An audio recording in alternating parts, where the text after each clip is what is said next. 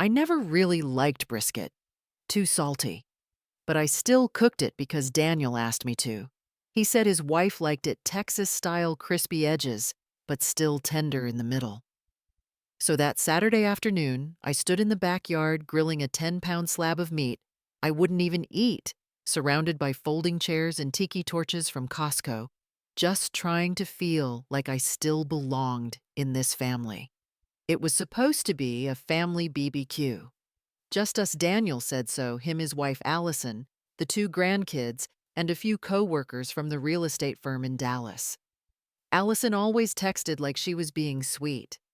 But the moment I stepped outside carrying that tray of brisket, I knew I'd been tricked. Again. There were at least 30 people out there, women in tennis skirts with lashes, a mile-long men in polos, talking mortgage rates and housing markets. No one looked up when I walked by. I felt invisible. Again. Allison spotted me first. She was near the outdoor bar, swirling a glass of rosé and talking like she was running for office. When she saw me with the tray, she didn't smile, didn't say thank you. Instead, she tilted her head and said loud enough for everyone to hear, "Oh, wow, look everyone. Mary looks just like our Airbnb host. The apron, the tray, she's only missing a 5-star review." And just like that, they laughed. Laughter spread across the backyard like fire on dry grass. I felt dozens of eyes on me, none of them kind. I froze for a moment, trying to make sense of what just happened. Allison kept going like she always did when she drank those harmless jokes that tasted like poison dipped in honey. But the worst part wasn't what she said. It was Daniel. My son stood about 10 feet away, leaning against the back deck railing, holding a beer. And he laughed like it was no big deal. Like I wasn't standing there holding a tray of meat, fighting back tears in front of people who didn't even know my name. He didn't defend me. He didn't say, "Enough, Allie." He didn't say, "That's my mother." He just looked away, like I was nothing. That's when I smiled. Not because I was okay, but because I realized something in that moment. People don't strip your dignity all at once. They wear it down, BBQ by BBQ, joke by glance, and with the silence of those who should have spoken up. Until the day you stop reacting and they say things like, "You're just a temporary guest here." So I turned around. I didn't drop the tray. I didn't scream like women do in those soap operas. I just walked back inside past the granite island I once helped them pick out down the hallway, where Daniel's childhood height marks were still faintly penciled on the wall, and into my room. No, the guest room. Not my room, the guest room. With a twin bed, a dusty window, and a door that never quite closed. I sat on the edge of the bed, still wearing the floral apron I'd sewn 20 years ago for Thanksgiving. My hands were shaking. I looked down and realized I was still holding the carving fork. I let it fall. The dull thud on the carpet sounded like thunder inside me. Outside the window, the laughter continued. Glasses clinked. Someone started playing Van Morrison on the Bluetooth speaker. I stared at the beige wall of that little room and thought about everything I'd done for that son of mine, working double shifts at the clinic to pay for his college, selling my late husband's pickup to help him buy this very house in Frisco, Texas, and moving in after I sold my old home in Amarillo to help cover the debts from that failed lakefront Airbnb no one ever rented. And now I was the joke, just the guest. I didn't cry. I want to tell you I did, but the truth is I didn't. I just sat there blinking into nothing. And somewhere between the music, the laughter, and Allison's third cheers of the afternoon, something inside me started to shift. Not crack, not break, shift. Like tectonic plates deep underground. You don't notice it at first, until everything around you starts to tremble. I got up, opened a drawer, pulled out my old leather notebook, the one I used for grocery lists and crochet patterns, and wrote one single sentence on a blank page. They think I won't do anything. then I closed the book. That night I didn't come out for dessert.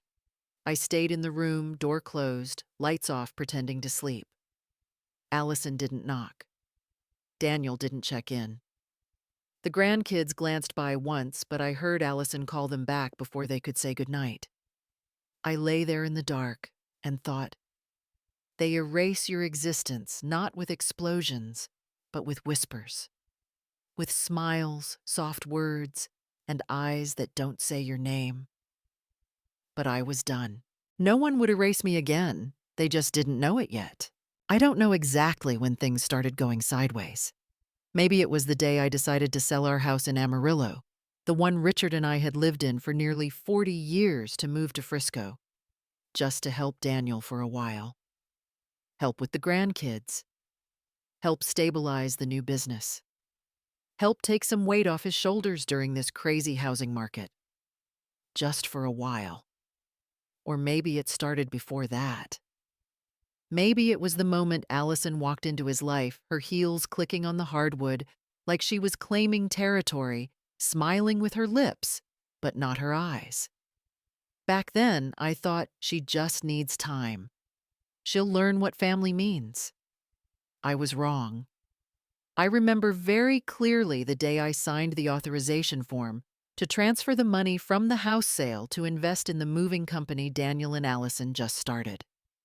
I still have a copy of it somewhere in an old file folder, my signature next to the line that said, "Voluntary capital contribution." No conditions, no guarantees, just the trust of a mother. Daniel FaceTimed me that very day. He said, "I don't even know how to thank you, Mom. This is our first big step.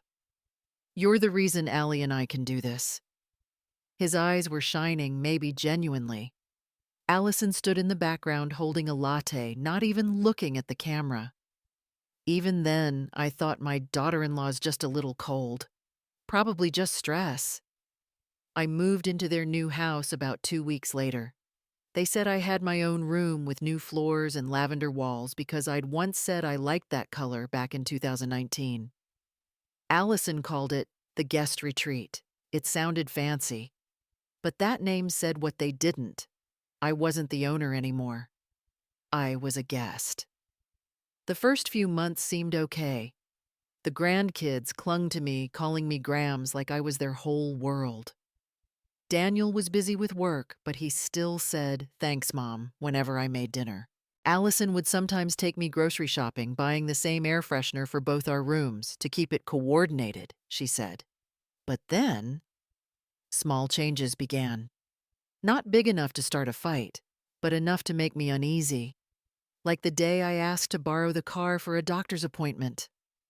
Allison smiled and said softly, "Just let us know a few days ahead, okay? We're on a schedule now, and it can't just be used whenever." Or the time I overheard her on the phone, her voice low but clear. "Yeah, living with Daniel's mom is kind of inconvenient. But it's not like she'll live forever." I stood frozen at the top of the stairs. I told myself I must have misheard. She must have meant someone else. But deep down, I knew I hadn't misheard anything. Another time I was washing dishes when Allison walked in and handed me a stack of papers. "These need signing to switch the electric bill into our name. Just sign here, okay?"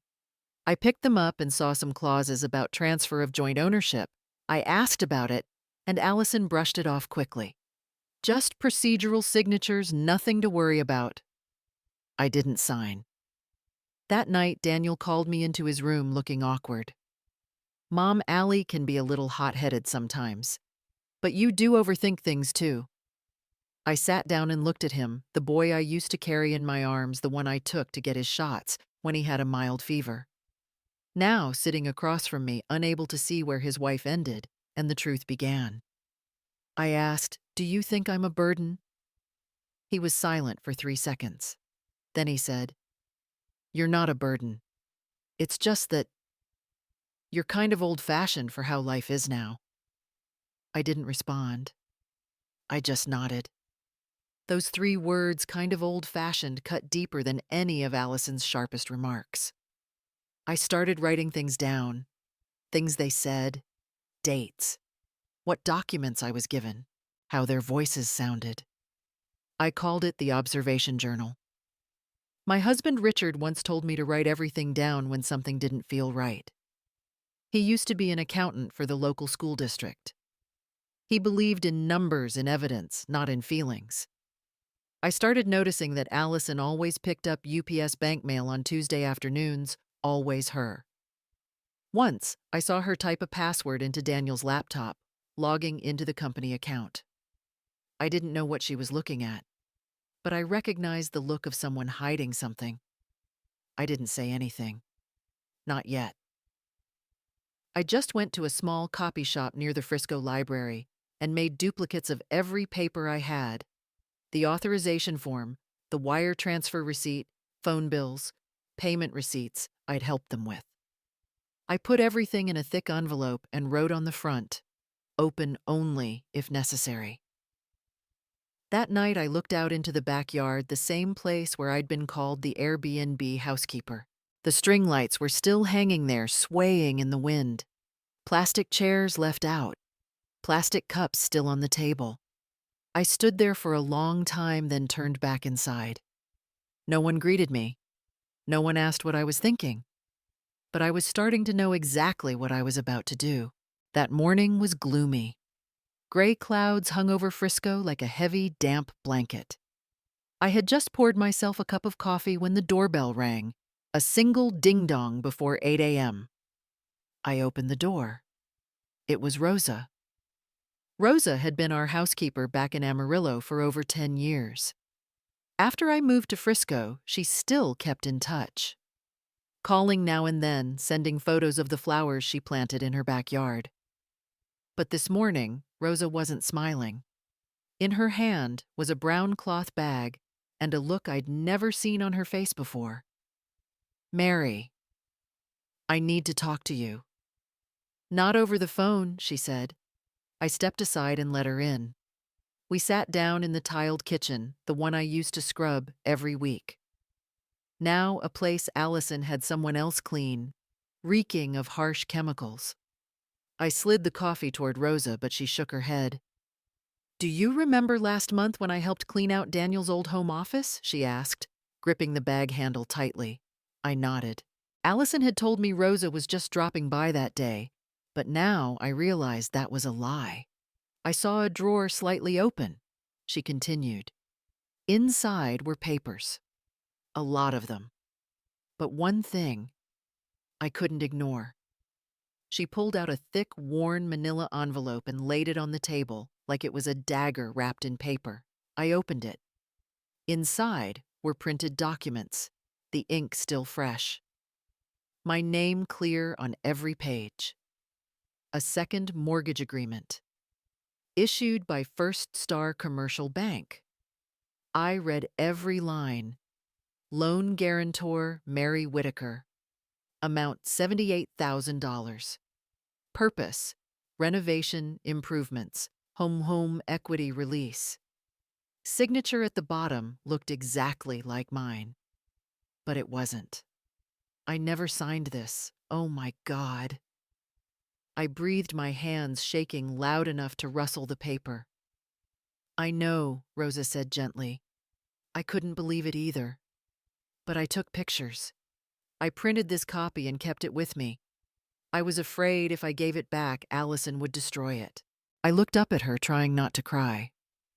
"How did you know I'd need this?" She hesitated. "At that BBQ party. I stayed to help with the dishes, and I overheard her talking to a friend. I just need that old woman to stay quiet a few more months, and it's all done." I swallowed hard. For the first time, someone else had confirmed what I'd always felt, but was afraid to believe. "Rosa, do you know when they did this paperwork?" I asked. "Late April, I think. I saw Daniel bring documents over a few times, and one night they locked the office for hours." I pulled out my old leather notebook. I had written it down April 29th. They said, "Don't worry. Mom will handle everything in our name." Back then, I thought they were trying to reassure me. Now I understood they were hiding things from me. "You know this is illegal, right?" I asked, my voice sharpening. Rosa nodded. "Forging signatures. Borrowing money against your property without your consent. I'm not a lawyer, but I know it's wrong." I sat in silence for a long time. My eyes lingered on the signature. It looked eerily accurate. Daniel must have practiced writing it over and over. Part of me wanted to scream. Another part just felt hollow. Rosa placed her hand gently on mine. "I know you don't want to believe this, but you need to act." I looked at her, steadying myself. "I won't destroy the family, but I also won't let them keep fooling me." I stood up and walked to the bedroom. From the bottom drawer, I pulled out an old envelope. It was from Richard, my husband. Before he passed, he wrote a lot. Notes, messages in notebooks. I remembered one letter he marked, "Open only if in doubt." I opened it. The paper was yellowed, but his handwriting was still clear as the day I first read it. "Mary, if you're reading this, then maybe the thing I feared most has happened. Allison is ambitious. That's not a bad thing. But I worry Daniel is too soft to hold his ground. Don't let pleasant smiles blur your judgment. If they try to take the house, remember, you have rights, and you are not alone." I laid the letter down on the table. My whole body felt like wind had rushed through it, but inside, a small fire had started to burn. I turned back to Rosa, my voice calm and firm. "You still have the originals?" She nodded. "At my house, locked in a safe." I picked up my phone, scrolled through my contacts, and tapped call. "Hello, Mr. DeMarco. This is Mary Whitaker. I need to schedule an urgent appointment. No one else present. I need legal advice regarding property fraud and signature forgery." Pause. "Yes, I have the evidence."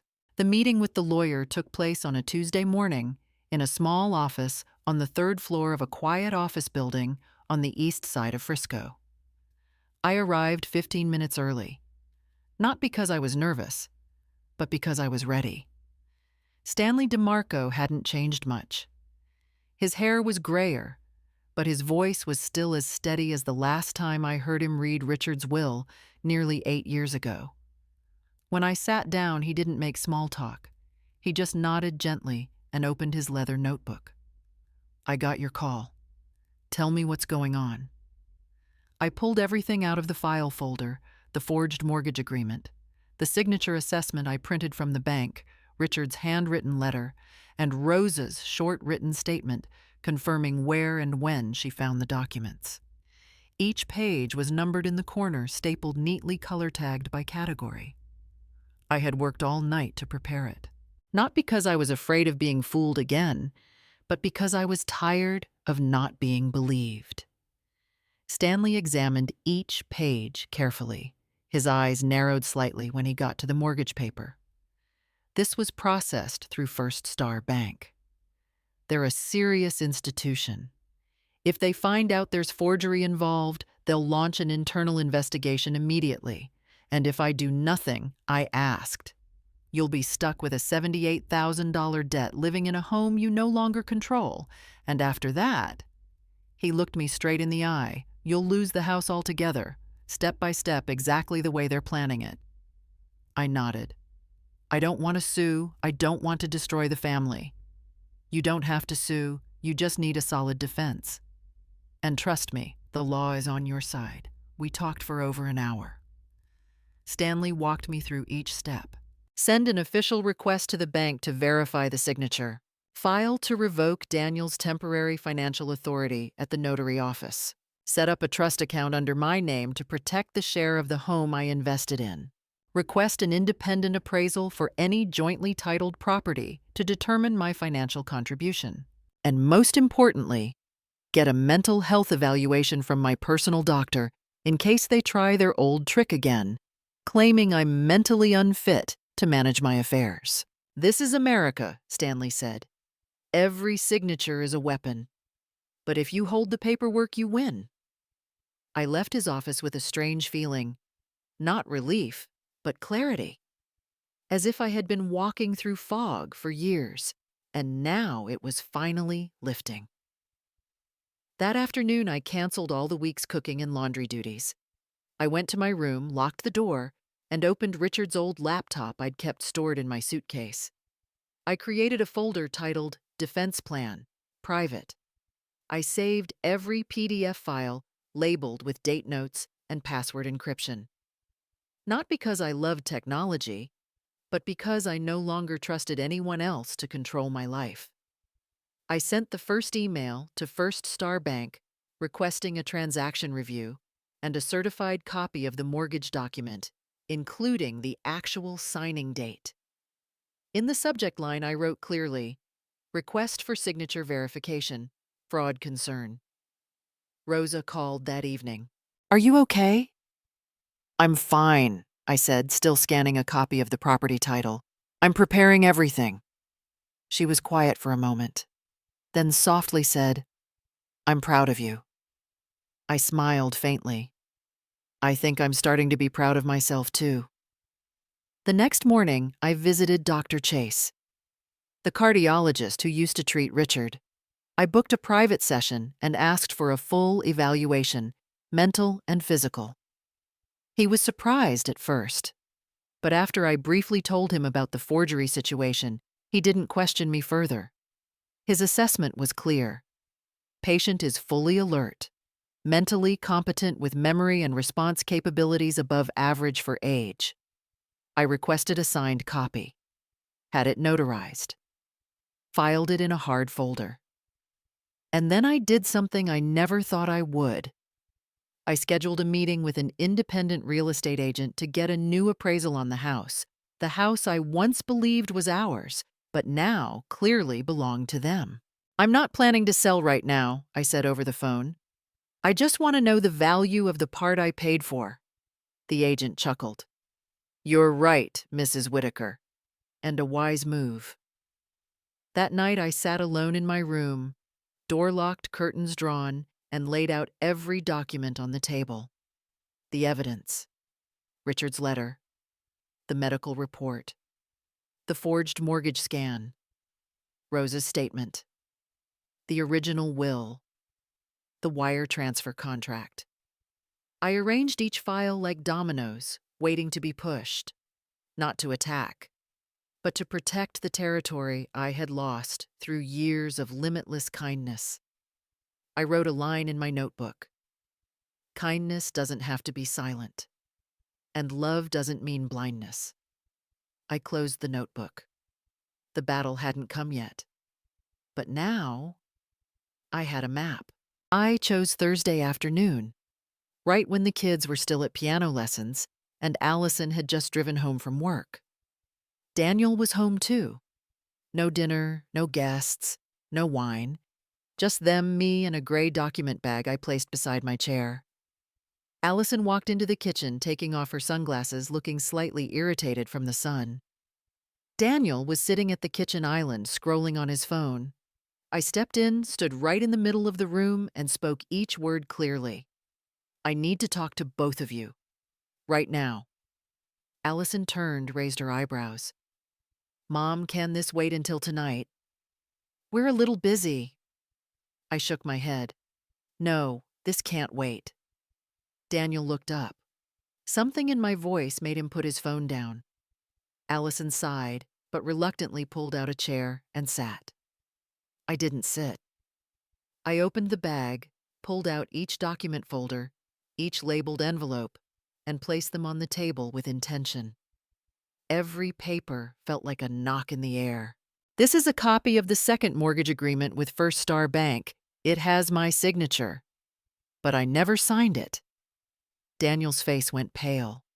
Allison tilted her head, trying to stay composed. "Are you sure, Mom? Maybe you just forgot?" I cut her off. "I had a mental competency assessment notarized 2 days ago. I'm completely sound. And here's my real signature for comparison." I showed them the signature comparison sheet prepared by Stanley himself. Allison tried to smile, but the smile was thinner than a sheet of audit paper. You're going to accuse your own son. Over a piece of paper. I looked straight into his eyes. I'm not accusing. I'm presenting the truth. Daniel opened his mouth but said nothing. His lips pressed tight like he was chewing ice. I continued, voice calm. I've spoken to a lawyer. I've verified the share of the house I invested in. I froze Daniel's financial power of attorney this morning. From now on, any transaction involving this property will require my direct signature. Allison slammed her hand on the table. Oh God, what the hell are you doing? You're going to tear this family apart over a tiny misunderstanding? It's not a misunderstanding, I said. It's forgery, it's fraud, it's betrayal. Daniel leaned forward. Mom, please. I know it was wrong, but we just wanted to renovate. I was going to fix it, return the money. It's just, we thought you wouldn't understand. I gave a short, dry laugh. What you underestimated wasn't my memory. It was my endurance. You thought I didn't know, that I wouldn't speak up, that I had no one on my side. But this time, you were wrong. I placed Richard's letter on the table. And if you still care about the father you lost, Daniel, you should read this. Daniel looked down. Allison stood up, hands on her hips. You think you can throw us out? You're going to ruin our reputation, our jobs, our lives. I answered, my tone steady. I'm not ruining anything. I'm fixing it. Fixing the mistake I made in thinking silence could protect family. I walked toward the kitchen door. Before leaving, I turned back. This is no longer a private family matter. This is legal, and I won't keep it in the dark another day. I left copies of the account freeze notice and the signature fraud investigation request on the table, then walked away. Daniel didn't call after me. Allison didn't stop me. They just sat there looking at each other like strangers sharing a bench in a courtroom. When I reached my room, I closed the door, leaned back against the wardrobe, and shut my eyes. I didn't shake. I didn't cry.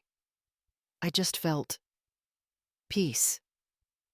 Not the quiet of endurance like before, but the stillness that comes after finally making the right decision. The next morning, I woke up early. Outside it was drizzling, that kind of Texas rain that isn't heavy but bites through your coat like someone whispering something unpleasant on the back of your neck all day. I made some ginger tea and sat in the living room just like I had every morning for almost a year. But this time no one greeted me. No sound of Allison's slippers clicking through the kitchen. No loud texting from Daniel at the counter like usual. Just the rain and the ticking of the clock, steady like I was now. Around 9 a.m., Allison burst into my room without knocking. Her face was flushed red, her hair in a loose bun, and her eyeliner was heavy like she'd tried one last time to hold together that perfect look. Do you even know what you're doing? You're blowing everything up. I didn't answer. I just poured more tea. You think anyone's going to take your side? Daniel's family, the church group. Everyone thinks you're some sweet old lady. If this goes public, they'll all just think you're a crazy old woman trying to steal her son's house. I looked at her, said nothing. Allison kept going, her voice rising. What do you know about business, about money? You've been living with us, eating our food, using our water, electricity, Wi-Fi, and now you stab us in the back just because your feelings got hurt. I set the cup down. My eyes didn't leave hers. I didn't stab anyone. I'm just redrawing the lines. The lines you two erased a long time ago, she scoffed. Say what you want. But we've lived here for years. Our kids grew up in this house. You're going to hurt them just to protect your pride. I didn't need to answer. I had known for a long time someone like Allison never truly cared about the kids. She just used them when it was convenient. Around noon, Daniel called me down to the kitchen. Allison had gone out probably to the salon or to meet someone and vent like a victim. Daniel sat there, one knee bouncing fingers tracing the rim of his coffee cup. "Mom," he started. I didn't think things would go this far. I didn't reply. I wanted to hear what he'd really say. "I didn't think you'd react like this. We just, we thought you didn't need to know. I was wrong. I know. But did you have to bring in lawyers?" I looked at him. The same son who once cried into my shoulder when he failed his driving test at 16 was now sitting across from me like a stranger, caught between his wife debt and shame. "Daniel," I said, "if you're here because you regret what you did, then good. But if you're just hoping I'll back down, I won't." He went silent. I continued softly, but clearly, "You haven't lost everything. Not yet. But if you keep letting Allison drag you into her mess, you will. You'll lose me. You'll lose the way back." Daniel rubbed his face. "I'm tired, Mom. I don't know what to do." "Then staying quiet might be the kindest thing you can do right now," I said as I stood up. That afternoon, Allison came back. She stormed in like a thundercloud, phone in hand, tossing her purse onto the table. "Fine," she yelled from the living room. "If you want to go public, you'll get public. My cousin's a reporter. You think you can play the law? I'll show you who really controls the story. I was arranging flowers in the dining room." My hands didn't stop. I just replied calmly, "As long as the law still exists in Texas, I don't need a story. I need evidence." She froze. I knew she didn't expect that answer. She hissed through her teeth, "I swear, Mary, you're making a fool of yourself." I turned back, placed the final stem in the vase, and said, "I'm not making a scene. I'm reclaiming a life I gave away for too long." That night, as I was updating my journal logging each legal step, filing dates with the county office bank reports, my phone buzzed. Rosa texted, "I just saw Allison's Insta story mocking the mother-in-law queen trying to take back her house. Someone's filming you, probably her." "Want me to tell the lawyer?" I replied. "No need. Every time she posts something, she pushes herself further from the law." I picked up a thick folder and read the label: Asset Protection, Whitaker Household, Evidence Folder A. You don't need to shout when you've got a whole system standing behind you. And I wasn't shouting anymore. I was just waiting for the right time to tap the table. That Saturday morning, the sky was unexpectedly clear. Early summer sunlight spilled gold over the backyard, just the kind Allison liked for her guest events. She called today's gathering a brunch networking, inviting a few real estate agents, a popular stylist from the Dallas area, and a few blonde gym gossip friends. I knew all about it, not because they told me, but because I saw a printed copy of the email invite left on the printer. It clearly said, "Location ex-mother-in-law's backyard, come quick," before she turns it into a nursing home. I didn't say a word, I just got dressed.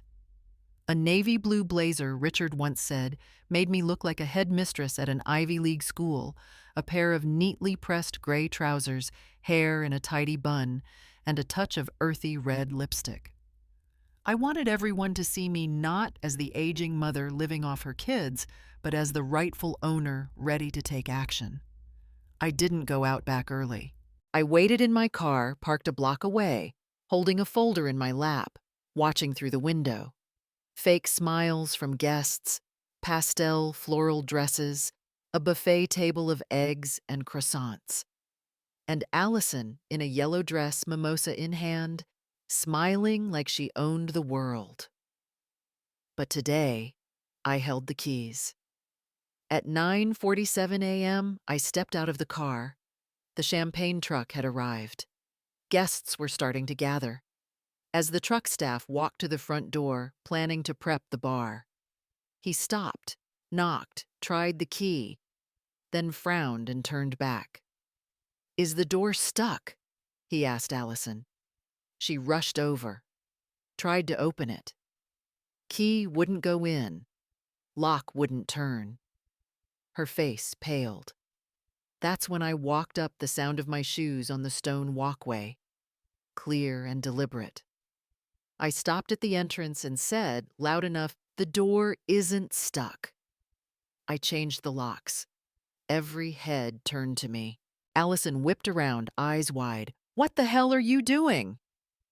I opened my folder, pulled out a thick yellow envelope, and raised it. As of yesterday, this house has been listed for sale.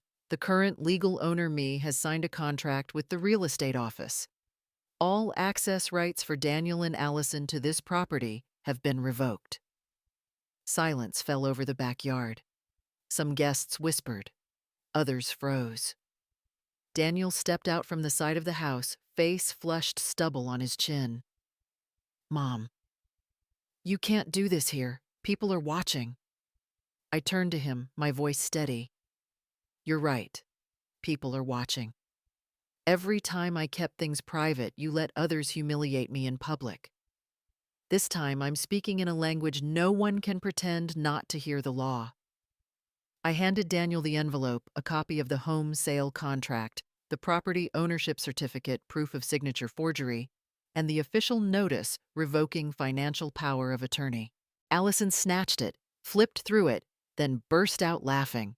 Not a joyful laugh, a desperate, flailing one. "You're insane. You think you've won. Who's going to support you? Old people living alone. Do you even know what you're doing?" I stepped closer, voice low but firm. "I'm doing what I should have done years ago, taking back what's mine and cutting off what only knows how to take." On the far end of the yard, a few guests quietly slipped away. One woman tugged on her husband's sleeve, pointing toward the gate. Allison saw. She panicked.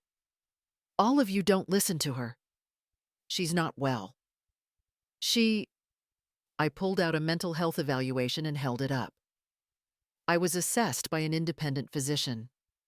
I am perfectly sound. And for the first time in my life, I know exactly what I'm doing. Allison screamed. Daniel stepped back. Someone on the right side of the yard pulled out their phone recording. Allison grabbed a champagne flute from a server's tray and hurled it at the door. The glass shattered. A sharp crash like the closing punctuation to this entire performance. I turned and looked at everyone slowly. I'm not doing this out of hate. I'm doing it because I'm done living a life on my knees. I'm no longer the silent mother. I'm the homeowner. And I've made my decision. I walked past them without looking back. For the first time in my life, I walked through a door not as someone pushed out, but as someone who had already chosen the key. The house felt dead quiet after the failed brunch. Not the peaceful kind of quiet, but the kind that lingers like leftover ruins. Like when a crowd walks out of a show they no longer care to watch.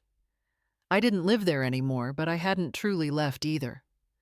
The following week was the week of endings, and I took charge of every step. Monday morning, I returned to the house with Marcy, the real estate agent I'd signed the sale contract with. She brought the final checklist, and I brought a different kind of list. A list of things I once believed I couldn't let go of, but now needed to remove to set myself free. As we stepped inside, the place still smelled like Allison's air freshener, overly sweet, too strong for a space that once smelled like cookies and coffee. I walked across the wooden floors Richard had laid down himself, my hand brushing the stair railing where Daniel used to slide down at 6 years old. The old scratches were still there, but they didn't tug at my heart anymore. I didn't feel pain. I felt clarity. The living room looked emptier. Some furniture had already been taken. Allison must have hired someone to collect the pieces she thought matched her lifestyle. I didn't care. I walked into the kitchen. The fridge was still there, the one I used to cover with the kids' drawings. Now it only had a gym schedule and a note titled Detox Smoothie Recipe. I grabbed a paper bag and filled it with a few old cookbooks, the light blue apron I wore the first day I moved in, and a small photo frame of me and Richard, the one of us standing in front of a gas station on Route 66, holding ice cream, grinning like idiots. I let out a long breath. Not sadness, just closure. Marcy went room to room checking things, and I walked one last lap to say goodbye. The master bedroom, once a warm place shared by Richard and me, now looked like an overdue hotel room. New sheets, cold colors, nothing I would have chosen. I pulled open a drawer and took the wool scarf Rosa had knitted me 2 winters ago. Then I went to the guest room, the room I used to live in. The old sheets were gone. No more family photos. No more thin blanket I brought from Amarillo. Just a brand new wall art that read in bold letters, "Gratitude is a lifestyle." How ironic. I took the picture down and placed it face down on the bed. That afternoon, the professional cleaning crew arrived. I didn't say much to them, just told them, make the place spotless. Not for the buyers, but because I need to leave everything in order. One young woman from the team asked, "Are you selling the house?" I smiled. Not just selling the house. I'm giving back what I once gave freely and was never appreciated for. That night, I came home to my new apartment. A small unit on the second floor near the city library, and a bakery I can walk to every morning. No large bathtub, no backyard, no stone fireplace. But there's a window that catches the morning sun. A small cactus I just planted yesterday. And no one calls me a guest here.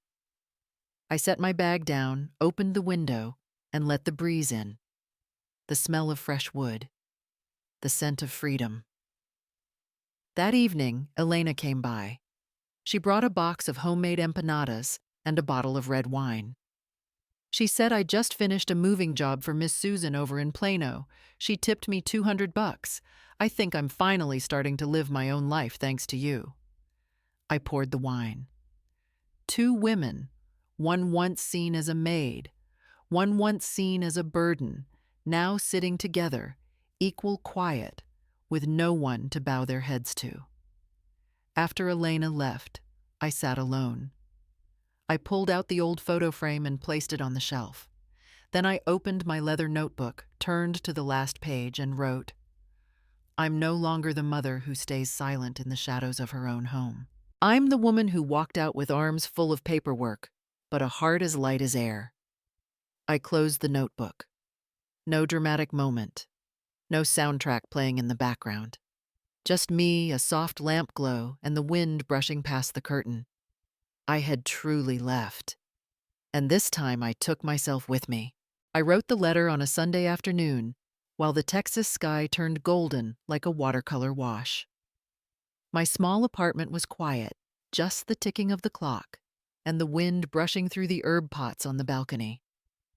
I sat at my little wooden dining table, ivory letter paper before me, and the purple ink pen Richard gave me on my 60th birthday. The letter wasn't for Daniel. And it wasn't for Allison either. I had already said everything I needed to say to them through silence, through documents, through the law. This letter was for Emily and Jack, my 2 grandchildren. 2 innocent souls born into a mess they never asked for. I used to bake their favorite banana bread used to draw teddy bears with Emily and help Jack sound out the word grandmother. Then suddenly, like a dry wind, they were pulled from my arms. Not because of anything they did, but because the adults let pride lead instead of kindness. I took a deep breath and lowered the pen to the page. Dear Emily and Jack, if you're holding this letter, it probably means your mom and dad have said something that left you confused. Maybe your mom said I was selfish. Maybe your dad stayed quiet. Maybe everything was told in a way that made it seem like I started all of it. But I'm not writing this to defend myself. I'm writing this so you know the truth. The house where you grew up, where we planted tomatoes in the backyard, built gingerbread houses at Christmas, where I used to rock you to sleep during spring rainstorms, that house once belonged to me. I sold my old home, gathered all my savings, and helped pay for that house. Not to be thanked, but to give our family a fresh start. I never asked for anything. No contracts, no claims. Just to be treated as a real part of the family. But then the grown-ups started hiding things. They began to forget the kindness once shared, and eventually they used my name to sign papers I never saw. They pretended I didn't understand, didn't notice, didn't matter. I could have stayed silent, like many do. But if I taught Emily to speak up when someone bullies her at school and taught Jack to stand tall when doing the right thing, how could I live in a way that betrayed those very lessons? So I chose to stand up. Not to take back the house, but to take back the right to look in the mirror without shame. I don't want you to choose sides. I'm not asking you to defend anyone or turn away from anyone. I only ask for one small thing. Remember that love should never come at the cost of silence. And kindness doesn't mean letting people walk all over you. If one day you find yourselves unsure about what's true, look back into your own hearts. The truth isn't always easy to hear, but it doesn't change based on who tells the story. I still keep the 2 drawings you made last year, one of Grandpa Richard in his cowboy hat, grinning ear to ear, and one of the dream house with flowers and a swing in the yard. They're still in my nightstand drawer, not because I'm clinging to the past, but because they remind me the beautiful moments we had were real, even if they've changed shape. If one day you miss me and want to visit, even if it's just for cookies and a game of parcheesi, my door will always be open. No judgment, no conditions, no who was right or wrong, just a cookie jar, a pot of tea, and a grandmother who never stopped loving you. After signing the letter, I folded it. Carefully slipped it into an envelope and sealed it with a little cat sticker Emily had once drawn. I placed it in the drawer by the door, underneath an old coloring book they used to scribble in waiting for the right time to send it. Maybe a year from now, maybe 10. Or maybe they'll come looking for it when they're old enough to start asking questions. That evening, I opened a bottle of red wine and pulled out a box of watercolor paints I'd just bought from a local shop. My art class is next Wednesday. I plan to paint my first piece a window opening to sunrise. Not for anyone else. Not to preserve a memory. Just because I'm finally free enough to care about what I want to paint. I set the brush down and looked out at the sky beyond the balcony. The soft blue faded into shades of pink and purple. The city lights in the distance still glowed, but my heart felt a little lighter. Because now I finally understand I don't need forgiveness to feel peace. I only need to stop asking permission to exist.